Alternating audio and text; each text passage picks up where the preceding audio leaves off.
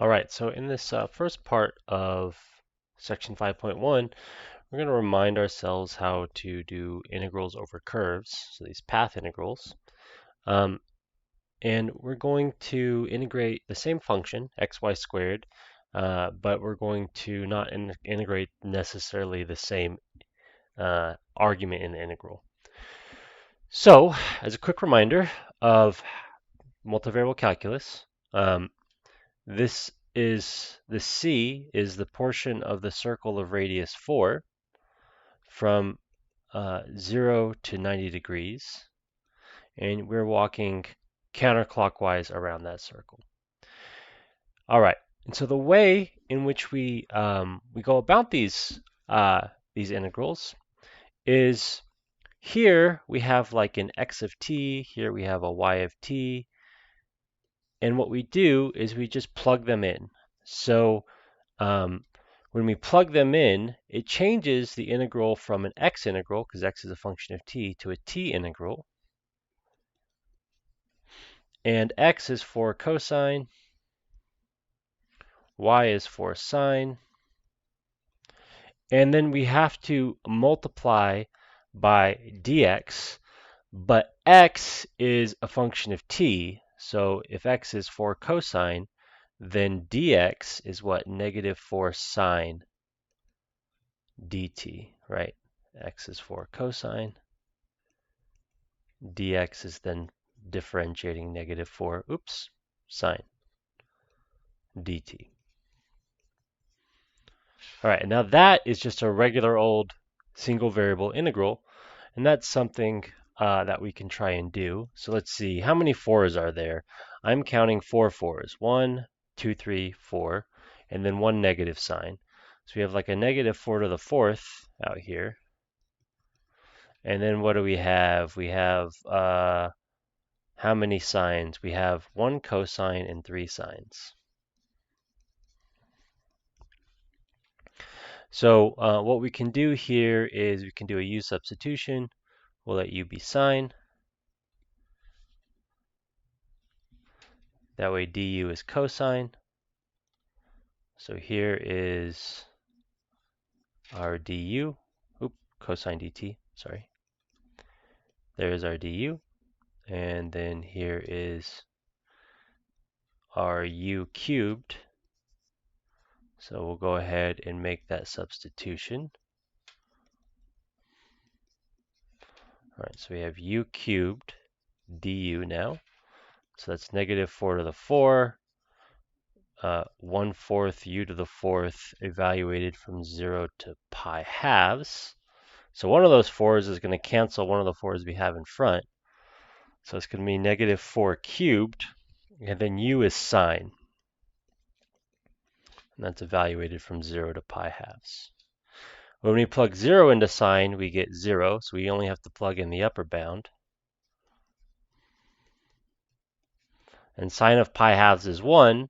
1 to the 4th is 1, so we get negative 4 cubed. All right, so that's relatively simple. Let's integrate a similar expression again and see what we get. So we're going to do the same integral, except for the integrand is going to change slightly. We're going to integrate the form xy squared dy. And so we're going to get, again, a similar thing.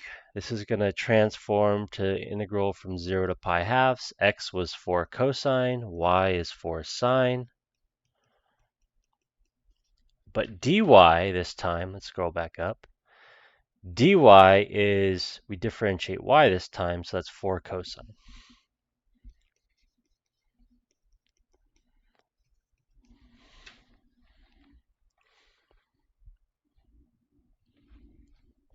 All right. Let's see, how many 4's are there? I think there's, again, 4 4's. And then we get cosine squared sine squared. There's a lot of different ways of going about this. I'm going to observe that sine 2t is cosine t sine t. So this is sine squared 2t.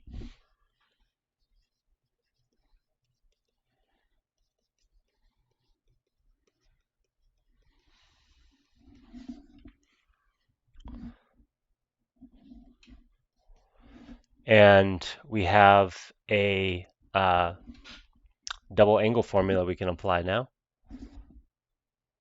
Do I have this right? Let me just make sure I have this correct. Oh, sorry, there's a slight error here. Sine 2t is 2 cosine sine. So cosine sine, let's see, 1/2 sine 2t is cosine sine. Oops, sorry, slight mistake there. That is going to input, if we square it, we're going to square the half, so we're going to get a 4th here. All right, and now sine squared, let me pull that 4 out in front, so we cancel one of the powers. Sine squared, we can use again a double angle formula, and we can replace our sine squared 2t with 1/2 1 minus cosine double the angle. And double 2t is 4t. Whew. All right, so we used 2 double angle formulas here, one for cosine, one for sine. All right, and then let's see, 4 cubed is 64, 64 divided by 2 is 32. So the constant's 2, or 32, and now we have this integral left, and we just got to compute this guy.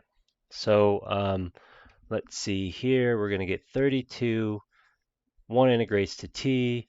How do we get a cosine 4t? I think we do a 1/4 sine 4t. And we evaluate that from 0 to pi halves. All right, when we plug in 0, everything dies. So we just have to plug in pi halves. And 4 times pi halves is, well, it's a multiple. It's an even multiple of pi. It's just a multiple of pi, but it is an even multiple of pi. Anyways, it becomes 0 because it's sine of a whole multiple of pi. And so we get 32 times pi halves, which is 16 pi. Whew. All right, so that was a little bit more work with some trig formulas. Nevertheless, we got it. And notice that the answer is different. 16 pi is different from negative 4 cubed, right? Negative 4 cubed is like negative 64. And this is different. And then we're going to do one more integral to really round this out. You're going to be doing lots of these. It's important to be able to do these integrals. We are going to compute the integral over c xy squared ds. So we think about dx as sort of doing an infinitesimal change with respect to x. We think about dy as doing kind of an infinitesimal change with respect to y. And we think about ds as an infinitesimal change with respect to sort of the curve itself. And in particular, ds is related to x and y via this pseudo formula. And so we should also expect a different answer here as well. So let's go in and let's compute it. So first of all, ds is going to be dx squared, so that's negative 4 sine t squared. Let me write out what's under the square root first. We just computed dy was 4 cosine, so we're going to square it. We square root all of that, and we stick a dt on the end. So let's see, there's going to be a 4 squared everywhere, so the 4 is going to come out, and then we're going to get a sine squared plus cosine squared. But sine squared plus cosine squared is 1, so this is just 4 dt. All right, oops, that should be a 2 here, not an s. So here, what's our time interval? Well, it's from 0 to pi half still. X is 4 cosine. Y is still 4 sine. And ds itself is 4 dt. So we plug that in. How many 4s do we have now? I think we still have 4 4s. But now we have cosine sine squared dt. So let's go ahead and make our substitution. U is sine, du is cosine t dt. So this gets subbed out for a du, and sine becomes a u squared. So we can get 4 to the 4th from t is 0 to pi. pi halves, sorry, pi halves. And then u squared du, and that integrates to u cubed over 3 evaluated from 0 to pi halves, t equals 0 to pi halves. So that's 4 to the 4th over 3 sine cubed evaluated from 0 to pi halves. When we plug in 0, it goes away, and when we plug in pi halves, we get 1, but it's cubed, so this is 4 to the 4th over 3. So 1 cubed is 1.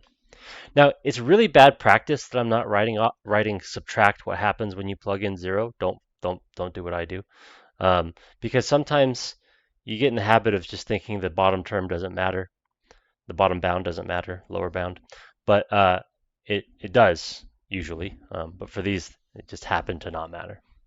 But nevertheless, we get this value here for this computation. All these values are different.